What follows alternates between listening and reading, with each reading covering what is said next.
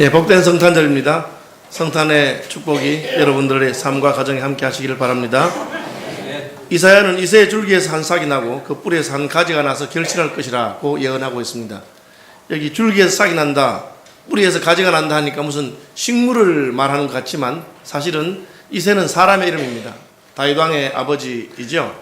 그러니까 사람인 이새에게서 무슨 줄기가 있고 싹이 난다는 것은 비유죠. 그래서 이 말은 이새, 다윗 왕의 가문에서 한 사람이 태어날 것을 비유적으로 한 말입니다. 그 뿌리에서 했으니까 유다 지파에서 한 사람이 태어날 것이다, 그렇게 말하고 있습니다. 물론 우리는 이 이새의 줄기에서 난 싹, 그 유다 지파의 뿌리에서 난 가지가 바로 예수 그리스도를 말하는 것을 알고 있습니다. 이미 예수님이 탄생하셨기 때문에 이 예언은 예수님이 탄생하기 700년 전에 되어진 예언입니다. 그 싹이 가지가 결실할 것이다 라고 말했습니다. 결실이라고 하는 것은 농부가 곡식을 키우는 목적이죠. 1년 내내 열심히 키워서 가을에 추수하는 것을 목적으로 곡식에 열매를 거두기 위해서 수고하는 것입니다. 과수원 하시는 분들은 5년이나 10년을 키워서 또 과수의 열매를 기대하는 것입니다. 그래서 1년지게는 막여수곡이요 10년지게는 막여수목이라 그런 말이 있습니다. 1년 농사 중에는 곡식을 키우는 것이 제일 좋고 10년을 기대한다면 나무를 키워라, 그래서 과수의 열매를 맺어라, 그렇게 말하죠. 하나님께서는 1년도 10년도 100년도 아니고 1000년 넘어서 700년 전에 혹은 그 전에 예언하셔서 1000년 대계 혹은 만년 대계로 메시아를 보내실 것을 약속하셨습니다. 메시아가 다윗의 가문에서 이새의 줄기에서 날 것이다 라고 말하고 있습니다. 메시아가 오면 어떻게 됩니까? 결실하게 됩니다. 농부이신 하나님의 기대를 충족시키는 이 일을 하게 될 것입니다. 하나님의 기대는 무엇입니까? 하나님이 통치하는 나라가 세워지는 것입니다. 하나님께서 기대하는 그런 백성들이 되고 하나님이 기대하는 그런 공의와 평화가 있는 나라를 세우고자 하는 것입니다. 요즘 참 제가 듣는 말 중에 제일 마음이 아픈 것은 이게 나라입니까? 그런 말 할 때 참 마음이 안 좋더라고요. 저도 기성세대로서 어른으로서 이게 무슨 나라냐 그래 말하니까 참 나이 든 사람으로서 다음 세대 앞에서 책임감을 느끼게 되는 그런 마음이 듭니다. 그렇지만 여러분, 역사를 살펴보면 대부분의 나라가 그랬습니다. 기준이 조금 낮으냐 높으냐에 따라서 그렇지, 기준을 점점 올려가면 이 땅에는 어떤 나라도 이게 무슨 나라냐 그런 말을 들을 수밖에 없는, 하나님의 기준에는 전혀 못 미치는 것을 우리가 보게 될 것입니다. 하나님께서는 하나님이 기대하시는 아름다운 나라, 복된 나라, 거룩한 나라, 사랑하는 나라, 그런 나라를 세우기를 기대하고 계십니다. 그 나라가 어떻게 세워집니까? 하나님이 보내실 메시아이신 왕 예수 그리스도의 탄생으로 말미암아 세워지게 될 것입니다. 하나님께서는 예수님을 통해서 나라를 세우기를 원하셨습니다. 원래 하나님은 나라를 세울 마음이 있었어요. 그래서 아담 하와를 자기 형상으로 만드셨는데 아담 하와 둘만 가지고 만족하지 못하니까 생육하고 번성해라, 너희들 닮은 자네들 많이 낳아라. 왜 그렇습니까? 두 명은 가족은 되고 부부는 되지만 나라는 될 수 없죠. 그래서 두 명이 자식을 많이 낳으면 가족이 더 많아지고 그 다음에 씨족이 되고 부족이 되고 큰 종족을 이루어서 나중에는 나라를 세우기를 원하신 것입니다. 그런데 이게 좀 커지니까 서로 다스려야 되고 조직이 있어야 되잖아요. 조직이 있다 보니까 불공평이 생기고 불평등이 생깁니다. 힘을 가진 사람들이 힘 없는 사람을 억압하고 누르는 것이 생깁니다. 이것은 한 번도 변한 적이 없습니다. 여러분, 인류 역사는 똑같습니다. 요즘 양반 상놈 없어졌지만 부유한 사람과 가난한 사람이 생겼습니다. 귀족이 없어졌지만 오늘날도 자기가 어느 나라에 속했냐에 따라서 미국 시민권과 북한 시민권은 너무나 차이가 납니다. 이게 시대는 바뀌었지만 결국은 하나님께서 더 많은 백성, 더 많은 인종들이 함께 모여서 나라를 이룬다 하는데 그 안에는 불평등이 있고 잘못된 것이 많이 있습니다. 그것을 잘 다스리기 위해서 하나님이 왕들을 보내시고 권세 있는 자들을 보냈습니다. 그럼에도 불구하고 대부분의 왕들이나 지도자들은 자기 마음대로 하고 자기 유익을 위해서 합니다. 그것이 바로 사울왕이 세워질 때 선지자 사무엘이 한 말입니다. 왕을 한번 세워봐라. 왕이 있으면 좋을 것 같지만 결국은 실망하고 낙심하게 될 거야, 그렇게 말했습니다. 저는 이제 50대 후반인데 여러 대통령을 모셔봤습니다. 모시다는 것은 제가 가까이 모시는 게 아니고 그냥 우리나라 대통령 밑에 있다는 뜻입니다. 그런데 한 분도 제 마음에 쏙 드는 분이 없어요. 다들 참 우리나라는 대통령 복이 없나, 꼭 끝이 별로 안 좋고 그런 경우를 많이 경험했습니다. 우리나라만 그렇겠습니까? 이스라엘 나라도 마찬가지였습니다. 북왕국 이스라엘에 왕이 19명이었는데 그 19명 가운데 하나님의 마음에 드는 왕이 한 명도 없었습니다. 전부 다 나쁜 왕입니다. 어떻게 그래 줄줄이 사탕으로 나쁜 왕 하다 끝. 남왕국 유다는 조금 낫습니다. 하나님 마음에 드는 왕이 있습니다. 다윗입니다. 그나마 하나님 마음에 드는 왕입니다. 그렇지만 다윗도 부하의 아내를 탐내고 부하를 죽이고 그런 짓을 했습니다. 다윗도 피를 많이 흘렸습니다. 성전 지을 날 하나님이 너 피를 많이 흘리지 않느냐, 너는 평화의 왕이 아니다, 그렇게 말했습니다. 그 외에 다윗 이어서 다윗만한 왕이 없었고 그나마 괜찮은 왕이 10손가락으로 꼽을 정도도 안 됩니다. 한 7명 정도 될까, 그런 정도입니다. 왜 그렇습니까? 하나님의 나라를 통치할 수 있는 왕은 보통 왕이 아닙니다. 하나님께서는 하나님의 나라를 통치할 왕이 어떤 왕인가, 그 모델을 보여주신 분이 바로 예수 그리스도이십니다. 오늘은 바로 그 예수님께서 탄생하신 것을 기념하는 날입니다. 우리에게는 세상에 마음에 드는 대통령이나 왕은 없지만 하나님이 보내신 왕이 있는 것을 기뻐하시기를 바랍니다. 왜? 그 왕이 통치함으로 말미암아 하나님의 나라가 저와 여러분의 삶 가운데 이루어질 수 있기 때문에 그렇습니다. 우리가 그 왕의 백성이 되고 우리가 그 왕의 통치를 받으면 그 일이 일어날 것입니다. 어떻게 그것이 가능합니까? 2절, 그의 위에 여호와의 영, 곧 지혜와 총명의 영이요 모략과 재능의 영이요 지식과 여호와를 경외하는 영이 강림하시리니, 그렇게 말했어요. 여러분, 하나님이 아담 하와를 무엇으로 만들었습니까? 흙으로 만들었습니다. 짐승들은 무엇으로 만들었습니까? 역시 흙으로 만들었습니다. 성경 자세히 보십시오. 어떤 분들은 아담 하와는 흙으로 만들고 짐승들은 말씀으로 만들었다, 그렇게 하는데 자세히 보시면 짐승들도 흙으로 만들었습니다. 사람이나 짐승이나 물질적인 부분은 재료가 똑같아요. 그래서 사람의 몸에 쓰는 약은 짐승에게 쓰면 통합니다. 짐승에게 동물 실험에서 통하면 사람의 몸에 쓰는 거예요. 몸이 같습니다. 차이가 뭡니까? 짐승은 그냥 흙으로 만들었고 사람은 여호와 하나님이 흙으로 사람을 만드시고 그 코에 생기를 불어넣으셨다. 그 코에 하나님의 영을 불어넣으심으로 말미암아 사람이 살아있는 영이 되었다라고 기록하고 있습니다. 사람이 하나님의 행성이 된 것은 육체 때문이 아닙니다. 그 육체가 아무리 아름답다 하더라도 그것은 하나님을 드러내는 것이 아닙니다. 하나님을 드러내는 것은 영입니다. 하나님의 영이 우리 속에 있기 때문입니다. 인생이 범죄하니까 하나님께서 나는 더 이상 사람들과 같이 못 있겠다, 나의 영이 더 이상 사람과 같이 못 있겠다, 떠나겠다 하셨어요. 그것이 노아 홍수 이후에 하나님께서 타락한 인생들 향한 하나님의 심판입니다. 그런데 하나님의 통치, 하나님의 나라를 보여주는 메시아이신 왕은 성령이 그 위에 있는 분이라, 그렇게 말하고 있습니다. 그의 위에 여호와의 영, 지혜와 총명의 영, 모략과 재능의 영, 지식과 여호와를 경외하는 영이 강림할 것이다. 누굽니까? 예수님입니다. 아시는 대로 예수님은 탄생하실 때부터 성령으로 잉태된 것이라고 되어 있어요. 정원하고 아직 동침하기 전에 그 안에 마리아가 성령으로 잉태된 것이 드러났다, 그렇게 되어 있습니다. 그러니까 출생부터 성령으로 되어 있어요. 예수님께서 광야에 시험 받으러 갈 때 성령에게 이끌림을 받아 마귀에게 시험을 받으러 가셨다, 그렇게 되어 있습니다. 아담 하와가 실패한 그 시험을 성령의 이끌림을 받아서 광야에서 승리하신 것이 예수님이십니다. 요한에게 세례를 받으시고 올라올 때 성령이 비둘기와 같이 그에게 임했다라고 되어 있습니다. 예수님이 능력을 행할 때도 성자 예수님이니까 성부 하나님, 성자 하나님, 성령 하나님이니까 성령님보다 더 높은 분이에요. 그러나 자기의 힘으로 하지 아니하고 내가 하나님의 성령을 힘입어 귀신을 쫓아내는 것이면 하나님의 나라가 이미 너희 가운데 임하였느니라, 그렇게 말하고 있습니다. 예수님은 사역 내내 하나님의 성령과 함께 하셨습니다. 왜요? 그렇게 예언하셨기 때문에. 구약 성경에 그렇게 예언하셨기 때문에 그렇게 하신 것입니다. 죽었다가 부활한 것도 육신으로는 십자가에 못 박혀서 죽으셨지만 영으로는 부활하셨다. 성령으로 다시 살아나신 분이십니다. 구약의 예언이 있는 그대로예요. 왜 그렇습니까? 이 왕은 우리를 통치하는 왕일 뿐 아니라 우리가 어떻게 살아야 할 것을 보여주는 왕이십니다.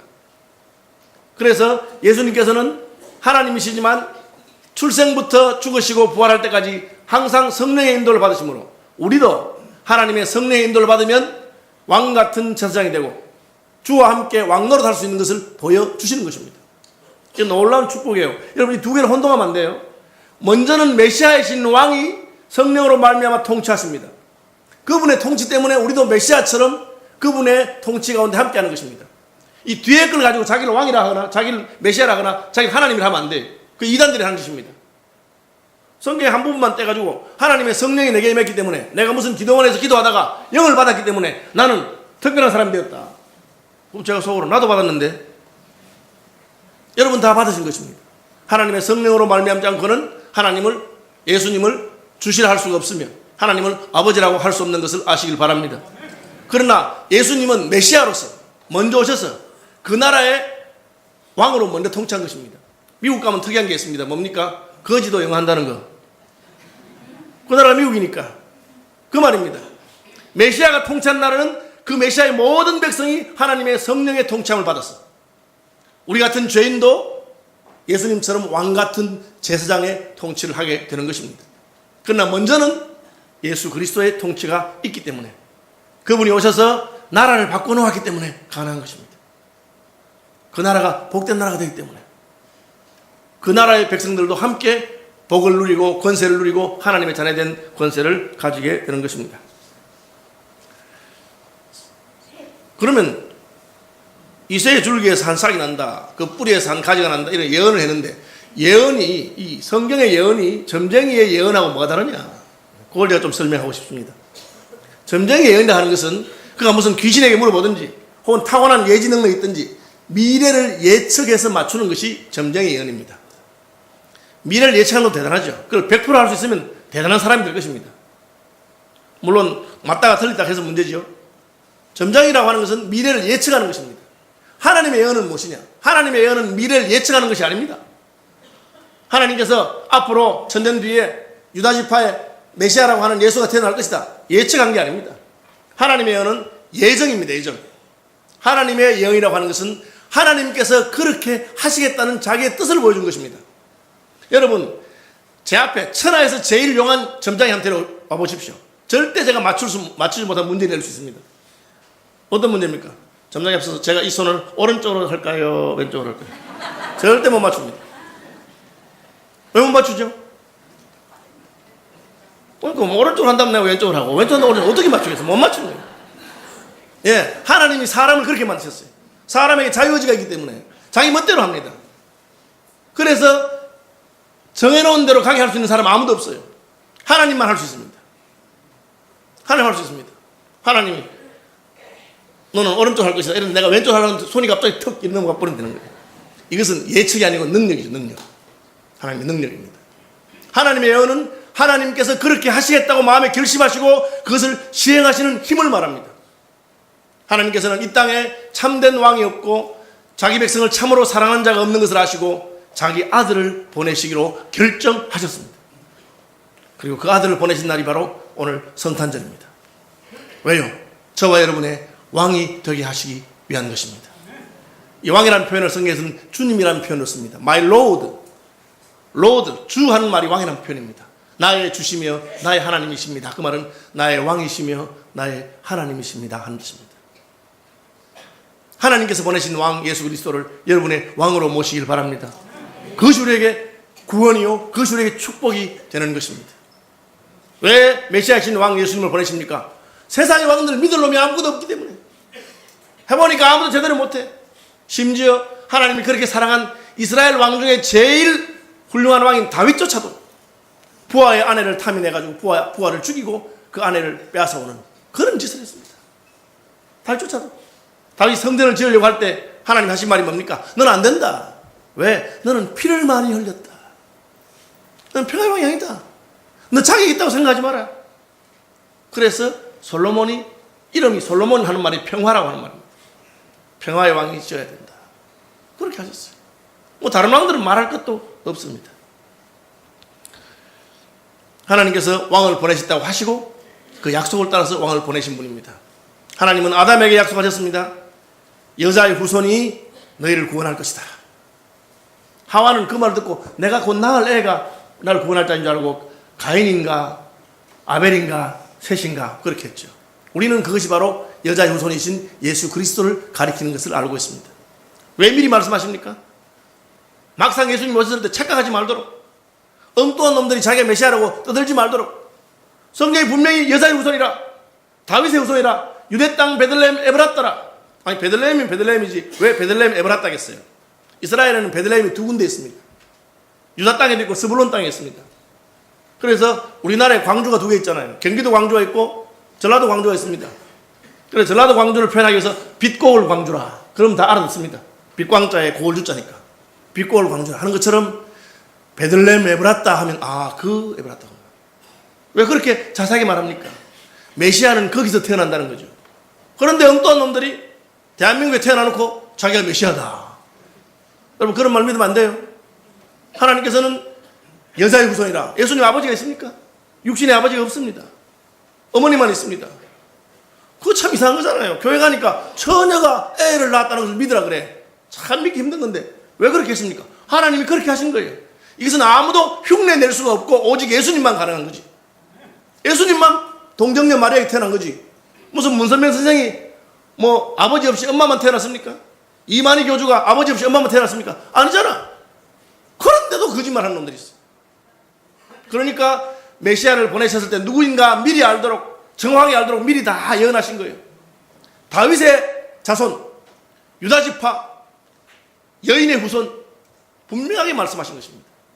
그것은 하나님이 그렇게 하시겠다는 하나님의 의지입니다. 뭐 그걸 무슨 해석하고 말고 아니에요. 하나님께서 그렇게 하시겠다고 하신 것입니다. 보내신 이유는 무엇입니까? 그분을 통해서 하나님의 통치가 이 땅에 임하도록 하기 위한 것입니다. 그분은 어떤 사역 하시는 분입니까? 그가 여호와를 경외함으로 즐거움을 삼을 것이라. 이 말이 뭡니까? 그 메시아는 하나님을 섬기는 것, 경외하는 것이 즐겁다. 예수님은 식사를 하지 않아도 배가 고프지 않다 그랬어요. 내게는 너희가 알지 못하는 양식이 있으니 내 아버지의 뜻을 행하는 것이 내 양식이다. 그렇죠. 너무 좋아하는 것을 하다 보면 배고픈 줄 모르고 넘어갈 수 있어요. 저희 교단에 오정덕 목사님 성경 박사셨잖아요. 그런 분들은 성경 보다 보면 밤새는 줄도 몰라. 제가 전에 한번 말씀드렸나요? 며느리가 저녁 식사를 가져왔습니다. 밥 먹고 또 성경 보고 있습니다.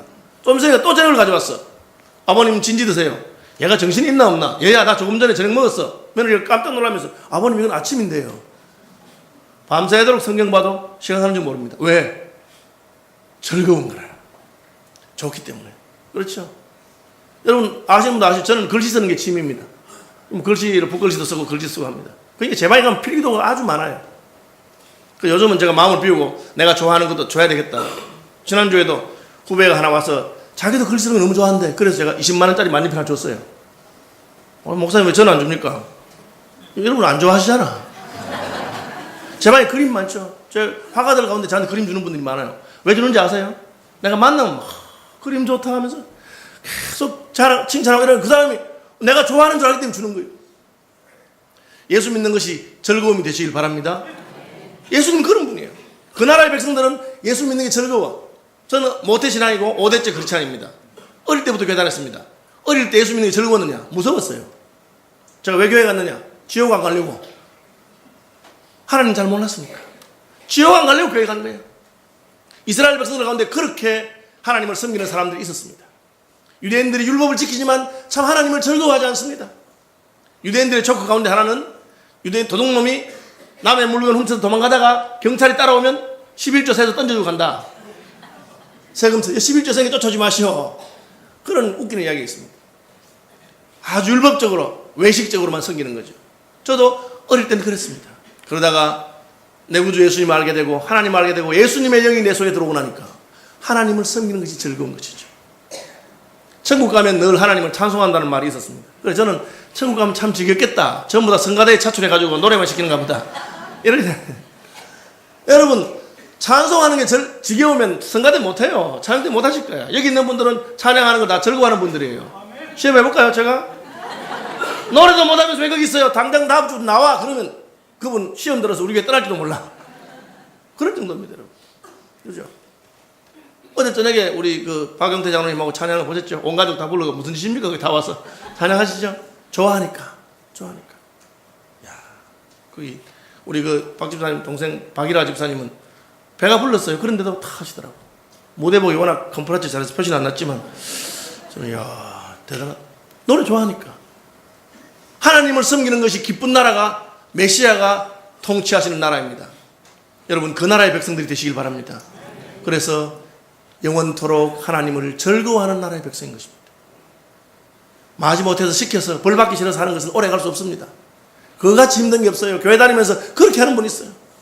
직분을 감당해야 하는데 체면 때문에 그렇지 않습니다. 메시아의 왕국에서는 여호와를 경외하는 것이 즐거움이 됩니다. 왜? 제일 좋거든.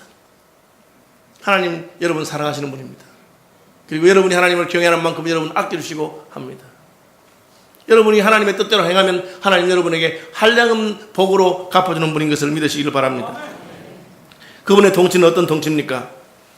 공의로 보는 대로 심판하지 아니하며 들리는 대로 판단하지 아니하며, 이게 뭡니까? 중심을 본다는 말이죠. 여러분 사람은 사실 중심을 다 볼 수가 없습니다.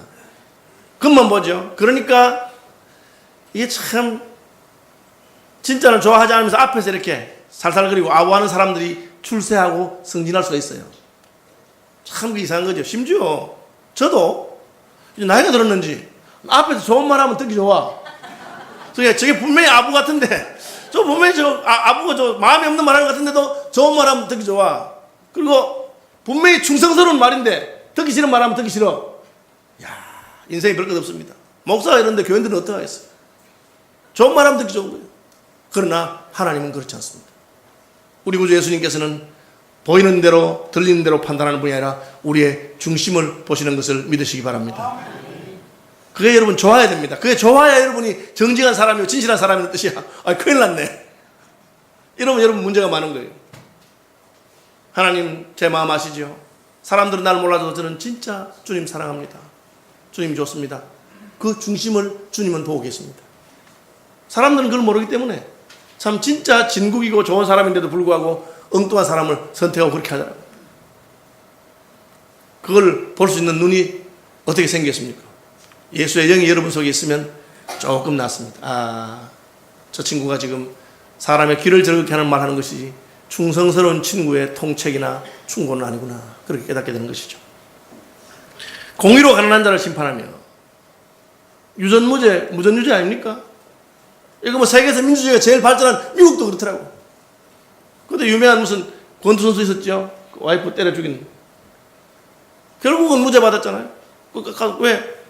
뭐 돈을 전 재산 다 그 변호사에 넣었어요. 수백억을 넣었어요. 수천억을 넣었어요. 물론 벌이, 돈 다 쓴 게 벌이죠. 그래 말하면 법정에서는 안 됐어요. 예수님 어떠 하십니까? 공의로 가난한 자를 심판한다. 돈 없다고 해서 억울한 재판을 받지 않도록 합니다. 왕이 하는 기능이 무엇입니까? 재판의 기능이 있습니다. 오늘날은 행정부, 사법부, 입법부가 갈라졌지만 고대에는 왕이 자기가 법도 만들고 자기가 집행도 하고 자기가 재판도 합니다. 그래서 솔로몬은 왕으로 부름받았을 때 하나님 나는 어리석은 자요 나이가 어려서 이 백성들을 잘 재판할 수 없사오니 하나님 지혜를 주셔서 백성들을 바로 잘 재판할 수 있도록 해주십시오. 백성들 사이에 억울한 일만 없어도 잘 다스리는 왕이라는 소리를 듣는다는 것을 솔로몬은 알았던 것입니다. 그런데 메시아이신 예수께서는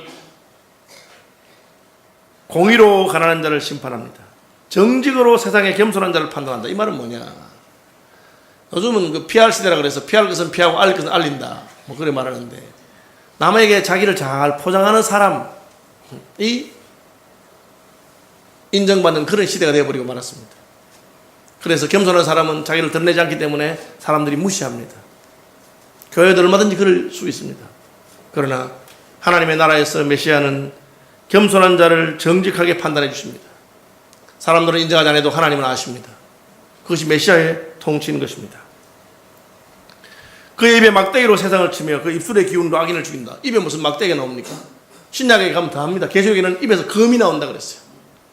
그 말씀이 진리를 말씀하시고 그 말씀이 최종적인 선언이기 때문에 하나님의 입의 말씀은 참 무섭습니다. 아마 얼마 되지 않아서 지금 헌법재판소에서 마지막으로 판단 내릴 것입니다. 그 대변인이 한 말 하면 운명이 끝나죠. 어떻게 말하느냐에 따라서 달라질 것입니다. 메시아가 바로 그러신 분입니다. 다시 말하자면 그는 정직하고 공의로운 분입니다. 의롭게 자기 백성을 통치할 것입니다. 저는 우리나라가 더 부자가 안 되더라 하더라도 좀 정직한 나라, 의로운 나라가 됐으면 좋겠다. 그런 마음이 듭니다. 여러분 쉬운 것이 아닙니다. 세계에서 가장 민주적인 나라들도 의보다는 이익을 따라가기 쉬운 것입니다. 다들 이상적으로는 이익보다는 의로운 것이 더 중요하다고 말하지만 막상 현실에 들어가면 그렇지 않은 것을 많이 보게 됩니다. 그런데 메시아는 의로 통치하시는 분이라고 말하고 있습니다. 그 다음에 뭡니까? 그분이 통치하면 이리가 어린 양과 함께 산다. 표범이 어린 염소와 산다. 이리는 양을 잡아먹어야 되고 표범은 염소를 잡아먹어야 됩니다. 사자는 송아지를 잡아먹어야 됩니다. 그런데 어떻게 한 게 있습니까? 이것은 그들의 자연적인 본능을 넘어서는 더 상위의 법칙이 그들을 지배하게 되었다는 것입니다. 로마서에서 바울은 이것을 가리켜 그런즉 생명의 성령의 법칙이 죄와 사망의 법칙에서 나를 해방하였다. 인생은 죄인이기 때문에 죄를 짓고 범죄하고 유혹을 따라 살아가는 것이 인생입니다. 그런데 더 높은 법칙, 하나님의 생명의 성령이 오시니까 우리는 죄의 법칙에서 해방된 것입니다. 여러분, 욕심 없는 사람은 아무도 없습니다. 목사님이고 장로님이고 다 욕심 있습니다. 그러나 은혜를 많이 받으면 내 것을 내 것이라 하지 않냐고 내어놓을 수 있는 마음이 생기게 되고 남을 위해서 양보할 수 있는 마음이 생깁니다. 그것이 하나님의 은혜의 법칙입니다. 메시아가 통치한 나라에서는 그런 법칙이 있습니다. 사자가 송아지를 잡아먹지 않습니다. 이리가 양을 잡아먹지 않고 표범이 염소를 잡아먹지 않습니다. 그럼 뭘 먹고 삽니까? 오늘 본문을 보니까 사자가 풀을 먹을 것이라. 이게 무슨 사자가 풀 뜯어먹는 소리입니까? 그런 말 하고 있습니다. 사자가 풀을 먹는다. 하나님께서 그렇게 하실 수 있습니다. 메시아의 통치가 임하는 것이죠. 다시 말하면 우리식으로 말하자면 부자가 가난한 자를 억압하지 않아도 된다는 것입니다. 뭐 자본주의 사회에서 사자가 뭐겠습니까? 힘센 놈이 사자고 돈 많은 사람이 사자입니다. 재벌이 사자죠. 우리나라 같으면 절대 손해볼 짓 안 하죠. 저는 뭐 삼성그룹이 뭐 이렇게 뇌물을 쓰고 다 했다. 100번 1000번이다 했으리라고 생각합니다. 왜? 오늘 그거 쓰면 되는데 안 하겠어. 왜? 쓰면 되는데 안 하는 바보지. 그게 자본주의 사회입니다. 여러분, 회사가 무슨 공의롭게 그렇게 하겠습니까? 크리스찬들이 그래도 좋아하는 회사가 이랜드 같은 그 박성수 장로님 회장이고 진짜 믿음 좋은 분인데 그래도 그런 분들도 무슨 그 뭡니까? 아르바이트생 임금 착취했다고 막 떠들죠. 그죠? 그러니까 이게 인생에 별거 없는 거예요. 어떻게 가능합니까? 하나님의 성령이 오셔서 우리를 새롭게 할 때 초대교회가 부유한 자가 자기 소유를 자기 것이 하지 않고 내놓을 수 있습니다. 여러분, 절대 그냥은 안 됩니다. 여러분, 은혜 안 받으면 헌금도 못하고 은혜 안 받으면 남을 위해서 희생도 못합니다. 하나님 마음에 큰 애를 주셔야지 내 권리를 더 이상 내 것으로 인정하지 않는 것이죠. 그것입니다. 젖 먹는 아이가 독사의 구멍에서 장난해도 뱀하고 사람은 원래 원수가 됐어요. 사단이 뱀에게 들어가서 아담하고 유혹한 이후로 원수가 됐습니다. 그런데 그 피조 세계의 원수된 것을 하나님이 회복시키시고 뱀이 아이를 물지도 않고 장난치며 놀 수 있는 그런 나라가 올 것이라고 말하고 있습니다. 어떻게 그것이 가능합니까? 메시아가 통치하시기 때문에, 예수님이 통치하시기 때문에 그렇습니다. 오늘이 무슨 날입니까? 그 통치자이신 예수님께서 이 땅에 오신 날입니다. 그냥 뭐 생일 축하하는 날, 아기 예수가 태어난 날이 아닙니다. 저와 여러분의 참된 왕이신 메시아 왕이신 예수님이 오신 날입니다. 그분이 오셔서 어떻게 됩니까? 그의 거룩한 산 모든 곳에서 해됨도 없고 상함도 없을 것이다. 이 말은 뭡니까? 축복이 임할 것이다. 복되다. 요한계시록에는 고통도 없고 질병도 없고 눈물도 없는 곳이라 그렇게 말하고 있습니다. 세상을 뭐라 합니까? 인생은 고해라. 다른 종교가 그렇게 말하는 거예요. 세상에는 고난이 많고 고해다. 그런데 메시아가 통치하는 곳에서는 해됨도 없고 상함도 없을 것이라. 어떻게 이게 가능하냐? 이는 물이 바다를 덮은 같이 여호와를 아는 지식이 세상에 충만할 것입니다. 여러분, 물이 바다를 덮는다. 참 재밌는 말인데 물이 덮여 있는 것을 바다라고 하는 겁니다. 물이 없으면 그건 바다가 아니죠. 마른 땅이죠. 그러니까 바다라고 하는 말 속에는 물이 덮여 있다는 뜻이 포함되어 있습니다. 모든 바다는 물이 덮여 있는 것이죠. 너무나 자연스러운 것처럼 메시아의 왕국의 나라에서는 하나님의 모든 백성들이 여호와를 알게 될 것이다. 여호와를 아는 지식이 세상에 충만할 것입니다. 이 지식이 저와 여러분을 변화시킵니다. 여러분, 참으로 그것이 틀린 줄 알았으면 그렇게 하지 않습니다. 참으로 그게 망하는 줄 알면 그렇게 하지 않습니다. 잘 몰라서 그런 것이지. 그냥 그냥 뭐 괜찮겠지 생각해요. 진짜 그것은 죽을 줄 알면 안 하는 겁니다. 여러분, 왜 지하철을 기다리다가 열차 오고 안 뛰듭니까? 뛰들면 죽으니까. 다 아는 건 아닙니까? 그렇게 하지 않습니다. 참된 지식은 우리의 삶을 변화시키는 것입니다. 여호와라는 지식이 우리를 변화시킵니다. 어떻게 가능합니까? 예수 그리스도께서 저와 여러분의 메시아 왕으로 오셨습니다. 그분이 주의 성령으로 말미암아 그분이 우리를 통치하실 뿐 아니라 우리도 그분을 닮아가게 합니다. 이 성탄절에 유대 땅 베들레헴 에브라타 외양간에 낮고 천한 자리에 오셨던 그 예수 그리스도께서 저와 여러분의 영혼 속에 마음 속에 왕으로 오시게 되시길 바랍니다. 왜요? 그분이 오셔야 우리의 마음도 하나님이 통치하는 것이 됩니다. 여러분, 절대로 윤리적으로 도덕적으로 힘쓰고 애쓴다고 되는 것 아닙니다. 철학적으로 되는 것 아닙니다. 아무도 그렇게 할 수 없습니다. 이스라엘의 수많은 왕 중에 그렇게 한 분이 아무도 없습니다. 오직 하나님이 보내신 메시아, 하나님 보내신 예수 그리스도께서 주의 성령으로 말미암아 하시는 것입니다. 저도 여러분도 왕이신 예수님 우리 마음에 모시고 메시아의 백성들로 사시기를 바랍니다.